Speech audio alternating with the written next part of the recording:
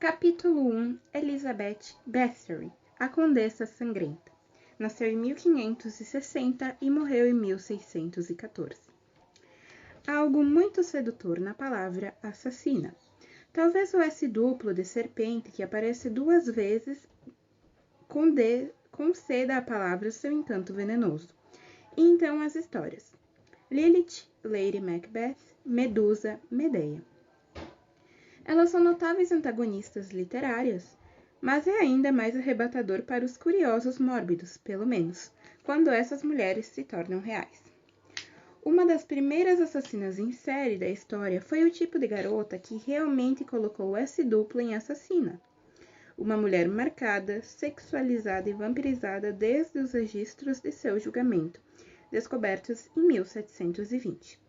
Ela foi a grande dama das assassinas em série, a primeira mulher sadomasoquista cujo nome inspirou não uma nem 2, mas 8 bandas de black metal. A temível condessa húngara Elizabeth Bathory. Hoje, Elizabeth é um símbolo de decadência aristocrática demente e sádica, ou um exemplo do quão perigoso é ser uma mulher poderosa, dependendo de qual artigo acadêmico você esteja lendo. Não dispomos de todas as informações de que precisamos para acusá-la de seus crimes. Há rumores de um diário incriminatório perdido em algum lugar na Hungria, e existem estudiosos que pretendem limpar o seu nome. Com tantos séculos entre sua vida e a nossa, talvez nunca possamos obter uma prova forense definitiva de sua culpa. E ainda assim, ela parecia se encontrar rodeada de muito sangue. 1. Uma garota e seu castelo. Elizabeth Bathory se deu às armadilhas de uma vida invejável. Ela nasceu em 7 de agosto de 1560 em um dos mais poderosos clãs da Europa Central, herdeira de uma riqueza absurda e um impecável pedigree escolástico. Seus pais, protestantes, não pouparam nenhuma despesa para dar a sua precoce filha uma educação clássica. Ela falava não apenas húngaro e eslovaco, a língua que a maioria dos seus criados devia falar, mas também grego, latim e alemão. Mas nem tudo estava bem no mundo da pequena Elizabeth. Diversos rumores afirmam que, quando criança, ela sofreu de terríveis crises epiléticas. Além disso, seus pais eram primos. Como muitos formidáveis clãs da época, a família Bathory não tinha uma propensão à endogamia, o que, historicamente, resultou em mais de um nobre nascido com franca constituição e inclinação à loucura. A lenda diz que Elizabeth testemunhou coisas terríveis durante a infância, como a horrível visão de um homem sendo costurado ao estômago de um cavalo. Seu crime? Roubo. De acordo com uma história, a pequena Elizabeth gargalhou de forma estridente ao ver a cabeça do camponês saindo do corpo do animal. Muitas das anedotas folclóricas sobre a sua infância são tentativas de explicar seus crimes posteriores, mas detalhes à parte, Elizabeth provavelmente testemunhou um bocado de violência quando criança. Naqueles tempos, era mais do que aceitável bater nos criados, de acordo com a lei húngara. Os camponeses eram propriedades dos nobres, e é possível que Elizabeth também tenha presenciado algumas execuções públicas ocasionais. Além de inteligente e grotescamente despreocupada em relação à violência, Elizabeth também era, de fato, muito bonita. Um retrato de 1585 mostra uma beleza sombria, delicada com uma proeminente testa branca. As mulheres da época retiravam linhas de cabelo para parecer mais aristocráticas, à la Rainha Elizabeth I. Olhando para o exterior do quadro com os olhos enormes e lúgubres. Aos 10 anos, Elizabeth ficou noiva do conde Ferenc Nadasdy, um adolescente de 15 anos, filho de outra poderosa família húngara. Como era comum naquele tempo, Elizabeth se mudou para o palácio de Nadasdy durante o noivado e aprendeu a administrar as imensas propriedades da família de seu marido. Rumores dizem que ela teve um caso com um garoto camponês durante esse tempo. Ficou grávida e foi forçada a se separar da criança, tudo às escondidas. Enquanto isso, seu noivo castrou o infeliz garoto e jogou-o aos cães selvagens. Verdade ou não, Elizabeth acabaria por desenvolver a reputação de uma mulher provida de líbido voraz, e o jovem Nádasdy logo se tornaria famoso por sua violência louca e criativa. Elizabeth, aos 14 anos, casou-se com seu impetuoso noivo em 8 de maio de 1574, diante de 4.500 convidados. Essa festa extravagante durou 3 dias. Nádasdy coroou o evento presenteando a esposa com o mais íngreme e solitário castelo da Hungria, o Castelo Křečany, que lhe serviria de moradia. O castelo, construído em um estilo gótico, ficava empoleirado no topo de uma colina. Nádasdy não fazia ideia dos crimes que Elizabeth mais tarde cometeria nos salões escuros e isolados daquele lugar. Nádasdy e Bathory eram agora um casal incrivelmente rico e de elevado status social, mas eles mal se viam. Demorou 10 anos para que tivessem o primeiro filho, o que era bastante incomum para os casais da época. A infertilidade de Elizabeth seria considerada uma razão aceitável para que Nádasdy pedisse o divórcio, mas não foi a biologia que os manteve sem filhos por tanto tempo. Foi uma batalha. 3 anos após o matrimônio, Nádasdy deixou a fronteira húngara para lutar contra os otomanos, enquanto Elizabeth perambulava por seus muitos castelos a fim de supervisionar seus domínios e manter a contabilidade em ordem. Ela escrevia cartas educadas e respeitosas para o marido, sob apenas um ou outro lampejo de sua personalidade forte mantida sob controle, como quando ela o repreendeu por viajar para a Transilvânia sem lhe informar. A invasão otomana ocorreu de forma mais drástica em 1591, o início do que foi chamado de Guerra dos 13 Anos ou Grande Guerra, e Nádasdy partiu novamente para um conflito mais feroz e sangrento. O homem amava a guerra, ele era excelente em batalha. Nessa época ganhou o apelido de Cavaleiro Negro da Hungria, em virtude de sua reputação cruel e cada vez mais desumana. Certificava-se de aprender todos os piores castigos turcos de seus inimigos antes de matá-los, e se estivesse de bom humor, até se divertia arremessando suas cabeças decepadas. Então voltava para sua esposa, extasiado com a sede de sangue e com os gritos de seus inimigos, ainda ricocheteando profundamente em sua cabeça. A Guerra dos 13 Anos estava drenando a riqueza húngara de forma tão voraz que a dominante família Habsburg se viu endividada. Porém, Elizabeth nunca sentiu os tempos difíceis da guerra, pois Nádasdy lhe enviava constantemente tesouros otomanos. O casal Nádasdy e Bathory, na verdade, ficara tão rico que até acabou emprestando dinheiro aos Habsburg. Só assim a Hungria pôde continuar a lutar, ou seja, o próprio rei estava em débito com eles. Os dois devem ter se sentido invencíveis. 2. Chutar estrelas. Embora Elizabeth e Nádasdy não se vissem muito na época, eles criaram um interesse em comum, bastante específico e com o qual passavam o tempo: torturar jovens criadas. Nádasdy, é claro, estava mais do que familiarizado com a violência.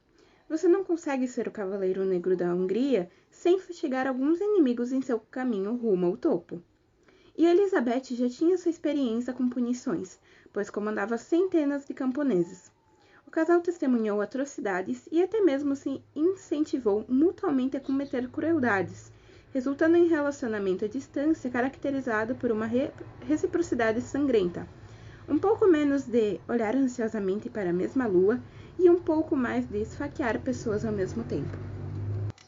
Nádasdy ensinou sua noiva a enrolar um pedaço de papel oleado, colocá-lo entre os dedos dos pés de uma criada desobediente e em seguida incendiar o papel. Uma brincadeira divertida que ele chamou de chutar estrelas. Também teria comprado para Elizabeth uma espécie de luva com garras, que ela usava para cortar a carne de seus criados. Certa vez, ele supostamente cobriu uma jovem garota com mel e a forçou a ficar imóvel do lado de fora da casa para que fosse impiedosamente picada por insetos. Em suma, o Cavaleiro Negro foi uma fonte de inspiração para um jovem sociopata impressionável como Elizabeth. Nádasdy não era o único parceiro de treinamento de Elizabeth. Em 1601, uma misteriosa mulher chamada Anna Dorvolha se hospedou na casa deles para fazer companhia a Elizabeth. Os moradores locais a descreveram como um animal selvagem em forma de mulher, e ela ganhara uma reputação de bruxa. Uma vez que Ana chegou no castelo, a personalidade de Elizabeth começou a mudar. Milady se tornou mais cruel, disseram seus criados. Se Nádege ensinou Elizabeth a torturar, Darvolha ensinou Elizabeth a matar. 3. Nenhum açougueiro sob o céu era mais cruel. De vez em quando, criadas morriam na propriedade nada de Bathory, mas não valia a pena levantar uma sobrancelha real por isso. Aos olhos das classes dominantes, essas jovens camponesas eram totalmente descartáveis. Depois de uma revolta antifeudalista ter sido esmagada em 1514, um novo código legal húngaro chamado Tripartitum reduziu os direitos dos camponeses e servos a quase nada, enquanto protegia os nobres que abusavam deles. Elizabeth não estava apenas protegida pela lei, ela estava acima da lei. Naquele tempo, o rei da Hungria foi obrigado a pedir dinheiro emprestado às famílias Bathory e Nádege, tantas vezes que Elizabeth era basicamente intocável. Na época da morte de Nádege, o rei devia quase 18.000 gulden, uma dívida praticamente impagável. Escondida em seu rochoso castelo no topo da colina, Elizabeth poderia fazer o que bem entendesse. Isso não quer dizer que ninguém notou algo desagradável acontecendo com os criados de Elizabeth.